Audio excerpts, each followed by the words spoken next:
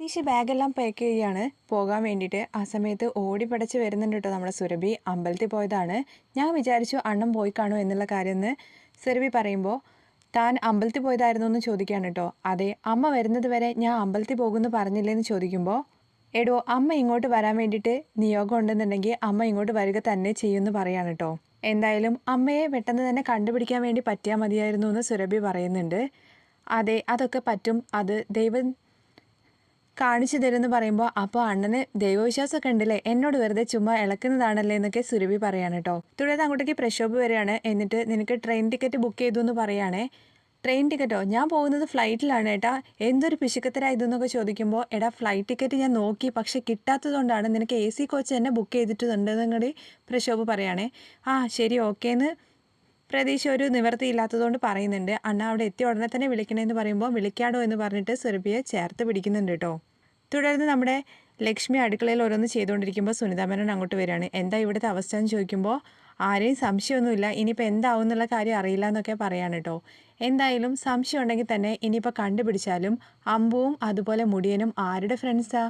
സുരഭിയുടെ എന്ന് പറയുമ്പോൾ, അപ്പം അവരുടെ തലയിലുള്ള കുറ്റം നമുക്ക് സുരഭിയുടെയും കൊച്ചുമണീൻ്റെയും തലയിടാം.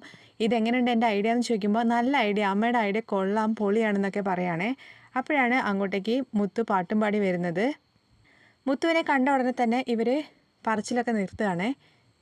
ദേ അമ്മയെ, മുത്തു വന്നു, ഇനി അടുക്കളയിലെ ജോലിയൊക്കെ മുത്തു നോക്കിക്കോളൂ, നമുക്കങ്ങ് പോവാം എന്ന് പറഞ്ഞിട്ട് പോകുന്ന സമയത്ത് മുത്തു പറയുന്നുണ്ട് കേട്ടോ. രണ്ടും കൂടി ആരുടെയോ കുറ്റം പറയുകയാണ്. ഞാൻ വന്നത് കണ്ടപ്പം പറയുന്നത് നിർത്തിയതാണ്. വല്ലാത്ത രണ്ട് ജന്മങ്ങൾ, ഈ രണ്ടെണ്ണം മതി ഒരു കുടുംബം കലക്കാനെന്നും കൂടി പറയുകയാണേ. തുടർന്ന് കാണിക്കുന്നത് അമ്പു ഇങ്ങനെ സൈഡിൽ നിന്നിട്ട് മുടിയൻ പോകുന്ന സമയത്ത് മുടിയനെ വിളിക്കുകയാണ്. അമ്പു അണ്ണാ, നിങ്ങളെ കാണാൻ വേണ്ടി സോഷ്യൽ മീഡിയയിൽ മൊത്തം പശുവിനെ കൊന്ന ന്യൂസാണെന്നൊക്കെ പറയുകയാണ് കേട്ടോ. ആരാണെന്നുള്ള കാര്യം കണ്ടെത്തി കഴിഞ്ഞ് കഴിഞ്ഞാൽ പിടിച്ച് അകത്തിടുന്നും കൂടി പറയുന്നുണ്ട്. നിങ്ങൾ എരുമയാണോ അതോ പശുവിനെയാണോ വെടിവെച്ചതെന്ന് ചോദിക്കുമ്പോൾ എരുമയാന്ന് പറയാണ് കേട്ടോ. അമ്പു, നിനക്ക് ആശയും മക്കളെയും ഇഷ്ടമാണോ എന്ന് ചോദിക്കുമ്പോൾ, മക്കളെ എനിക്കിഷ്ടമാണ്, ആശ ചേച്ചിയെ ഞാൻ മറ്റൊരു രീതിയിൽ കണ്ടിട്ടില്ല എന്ന് പറയുമ്പോൾ, നിനക്കൊരു ഏടത്തിയെ പോലെ സ്നേഹിച്ചൂടെ എന്ന് ചോദിക്കുക. അതെ, എൻ്റെ ഏടത്തിയമ്മ തന്നെയാണ്. അങ്ങനെയാണെങ്കിൽ എനിക്ക് എന്തെങ്കിലും പറ്റിക്കഴിഞ്ഞാൽ അവർ വിഷമിക്കും. അതുകൊണ്ട് ഈ കേസ് കെട്ട് നീ തന്നെ ഏറ്റെടുത്തിട്ട് ജയിലിൽ പോകുമെന്ന് പറയാണ് കേട്ടോ.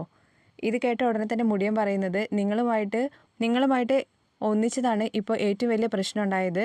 തുമ്പോല ബ്രദേഴ്സ് ഒന്നിച്ച ആ കാര്യങ്ങളെക്കുറിച്ച് വീണ്ടും അവർ ഓർക്കുന്നുണ്ട് കേട്ടോ. നമ്മൾ രണ്ടുപേരും കൂടി ഒന്നിച്ച് നിന്ന് കഴിഞ്ഞാൽ നടക്കാത്തതൊന്നുമില്ല. നമ്മുടെ പഴയ പരിപാടികളൊക്കെ തുടങ്ങണം. നീ തയ്യാറാണോ എന്ന് ചോദിച്ചപ്പോൾ മുടിയൻ തയ്യാറാണെന്ന് പറഞ്ഞിട്ട് ചെന്ന് കെട്ടിപ്പിടിച്ച കാര്യങ്ങളെക്കുറിച്ചൊക്കെ ഓർക്കുകയാണ്. എന്തായാലും ഈ കുറ്റം നിങ്ങൾ തന്നെ ഏറ്റെടുക്കേണ്ടി വരുമെന്ന് അമ്പുവിൻ്റെ അടുത്ത് മുടിയൻ പറയുമ്പോൾ, ഞാൻ തന്നെ ഏറ്റെടുക്കാം. അപ്പോഴാണ് അങ്ങോട്ടേക്ക് മുടിയൻ്റെ ഒരു ഫ്രണ്ട് വരുന്നത് കേട്ടോ.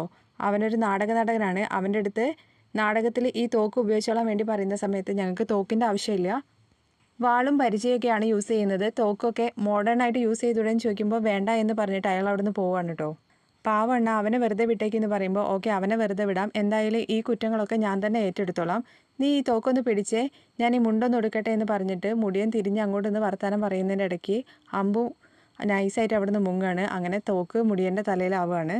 മുടിയനാണെങ്കിൽ തോക്ക് പുറകിലിങ്ങനെ വെച്ചിട്ട് നടന്നു പോകുന്ന സമയത്താണ് കൊച്ചമണി അങ്ങോട്ടേക്ക് വരുന്നത്. നീ എങ്ങോട്ടാണ് പോകുന്നതെന്ന് ചോദിക്കുമ്പോൾ, തലയിൽ എണ്ണ കാച്ചാൻ വേണ്ടിയിട്ട് കയ്യൊന്നി പറിക്കാൻ വേണ്ടി പോവുകയാണെന്ന് പറയാൻ കേട്ടോ. പുറകിൽ മുടിയൻ്റെ തോക്കിൻ്റെ കോല് കാണാൻ കേട്ടോ. നിൻ്റെ പുറകിൽ എന്താണ് ഒരു കോലെന്ന് ചോദിക്കുമ്പോൾ, അത് പാരയാണ്, കയ്യൊന്നി പറിക്കാൻ വേണ്ടിയിട്ടാന്ന് പറയുമ്പോൾ, അതിടാ ഒരു ചെടിയാണ്, അതെന്തിനാ?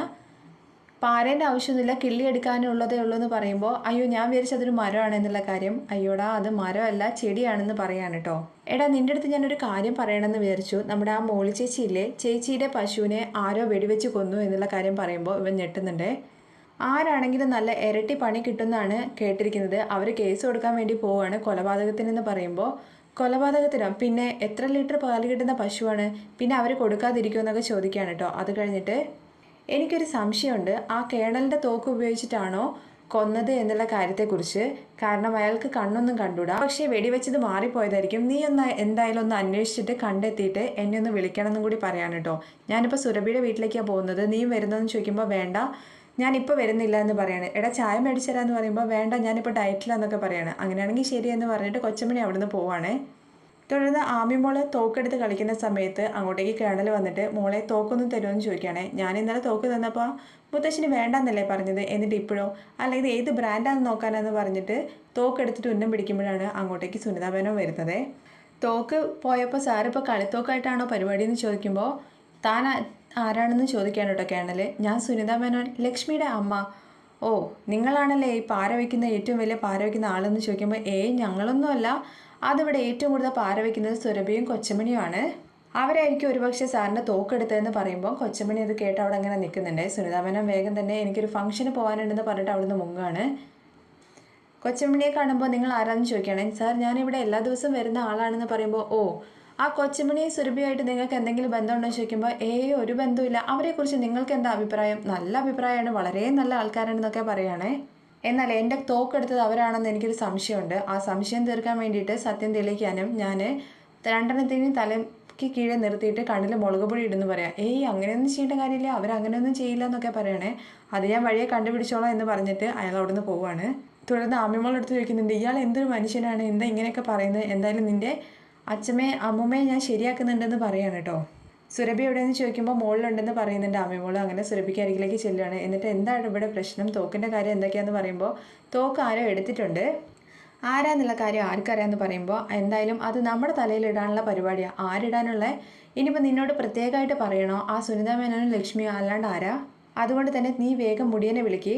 മുടിയൻ ചേട്ടൻ എന്തിനാണ് വിളിക്കുന്നതെന്ന് സുരഭി ചോദിക്കുമ്പോൾ അവന് നല്ല ബുദ്ധിയുള്ള ചെക്കനാണ്, പഠിക്കുമ്പോൾ തന്നെ നല്ല വിവരമുണ്ട്, പക്ഷേ ഇങ്ങനെ ആയിപ്പോയതാണ്. അവൻ വിചാരിച്ചു കഴിഞ്ഞാൽ കണ്ടെത്താൻ വേണ്ടി കഴിയുന്നു പറയുകയാണേ. തുടർന്ന് അല്ലെങ്കിൽ നീ പ്രതീക്ഷ എവിടെ, അവനോട് പറയാമെന്ന് പറയുമ്പോൾ പ്രതീക്ഷനെ അമ്മയെ എവിടെയാണെന്ന് അറിഞ്ഞിട്ട് അവിടേക്ക് കൂട്ടിക്കൊണ്ടുവരാൻ വേണ്ടി പോയതാണെന്ന് പറയുമ്പോൾ മായ എവിടെയാണെന്നുള്ള കാര്യം അറിഞ്ഞോ? ഇനി മായ വരട്ടെ, ഇനി ബാക്കി കളികളൊക്കെ അപ്പാണെന്ന് കൊച്ചുമണി പറയുന്നുണ്ടേ. തുടർന്ന് കാണിക്കുന്നത് പ്രതീക്ഷ കൊച്ചിയിലെത്തിയിട്ട് സുഹാസിനി അമ്മ താമസിക്കുന്ന അവിടേക്ക് ഓട്ടോ പിടിച്ചിട്ട് ചെല്ലുകയാണ്. കോളിംഗ് ബെൽ അടിക്കുന്ന സമയത്ത് സുഹാസിനി അമ്മയാണ് വാതിൽ തുറക്കുന്നത്. ചന്ദ്രഹാസൻ വീട്ടിലാണെന്നുണ്ടെങ്കിൽ ദീപാവലി ആഘോഷങ്ങളൊക്കെ ഭയങ്കര ഗംഭീരമായിട്ട് നടന്നുകൊണ്ടിരിക്കുകയാണ്. വീണ്ടും പ്രതീഷിനെ തന്നെയാണ് കാണിക്കുന്നത്. ഒടുവിൽ നീ എന്നെ കണ്ടെത്തിയല്ലേ എന്നുള്ള കാര്യം ചോദിക്കുകയാണ് കേട്ടോ പ്രതീഷിൻ്റെ അടുത്ത്. സുഹാസിനി അമ്മ അമ്മയെന്ന് പ്രതീക്ഷ വിളിക്കുന്ന സമയത്ത് ആ രംഗത്തോട് കൂടിയിട്ടാണ് ഇന്നത്തെ എപ്പിസോഡ് അവസാനിക്കുന്നത്.